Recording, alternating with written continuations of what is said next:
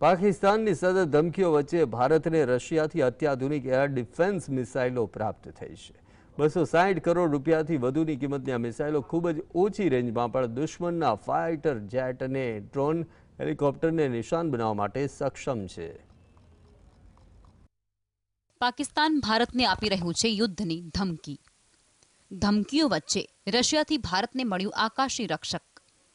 પાકિસ્તાનના વિમાન અને હેલિકોપ્ટર સાથે ડ્રોનનો કાળ। પહેલગામ આતંકી હુમલા બાદ પાકિસ્તાન પોતાની ધમકીઓથી પીછેહઠ નથી કરી રહ્યું।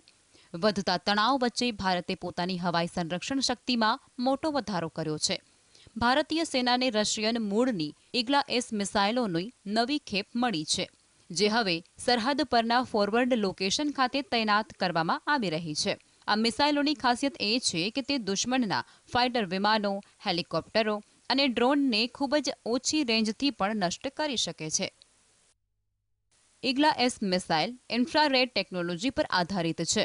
સેના અગાઉ પણ આ સિસ્ટમના જૂના સંસ્કરણનો ઉપયોગ કરતી જ હતી, પરંતુ હવે નવા સંસ્કરણથી હવાઈ જોખમો સામે લડવાની ક્ષમતા પણ ઘણી વધી ગઈ છે। ઇગ્લા-એસ ઇન્ફ્રારેડ સીકર પર આધારિત છે, એટલે કે તે દુશ્મનના વિમાનના એન્જિનની ગરમીને ટ્રેક કરીને નિશાનો બનાવે છે। ઇગ્લા-એસની રેન્જ લગભગ 500 મીટરથી લઈ અને 6 કિલોમીટર સુધીની છે, એટલે કે 500 મીટરથી લઈ અને 6 કિલોમીટર સુધીની ઊંચાઈએ દુશ્મનોનો ખાત્મો બોલાવી શકે છે। આ મિસાઇલ 3.5 કિલોમીટરની ઊંચાઈએ ઉડતા લક્ષ્યોને સરળતાથી નિશાન બનાવી શકે છે।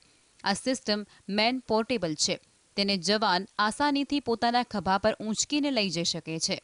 અંતરિયાળ વિસ્તારોની અંદર સરળતાથી ટ્રાન્સફર પણ કરી શકાય છે। થોડી જ સેકન્ડમાં તે ઓપરેશન માટે તૈયાર પણ થઈ જાય છે।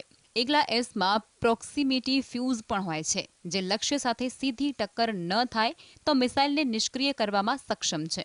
આ સિસ્ટમ ખાસ કરીને ડ્રોન ઉપરાંત યુએવીનો સામનો કરવામાં અત્યંત અસરકારક માનવામાં આવે છે, જે આધુનિક યુદ્ધમાં સૌથી મોટો પડકાર સાબિત થઈ રહ્યા છે। આ મિસાઇલ સિસ્ટમની જાળવણી અને તૈનાતીનો ખર્ચ પ્રમાણમાં ઓછો છે। યુક્રેન યુદ્ધ સહિત અનેક યુદ્ધમાં આ સિસ્ટમ કારગર સાબિત થઈ ચૂકી છે। આ સાથે સેનાએ સ્વદેશી integrated drone detection and interdiction system પણ તૈનાત કરી છે, જે 8 કિલોમીટર દૂરથી ડ્રોનને શોધી શકે છે અને લેઝરથી તેને નષ્ટ પણ કરી શકે છે। ડીઆરડીઓ એક અન્ય ઉચ્ચ ક્ષમતાવાળી લેઝર સિસ્ટમ પર કામ કરી રહ્યું છે, જે ભવિષ્યમાં દુશ્મનના મોટા ડ્રોન, ક્રૂઝ મિસાઇલો અને વિમાનોને પણ નિશાન બનાવી શકશે।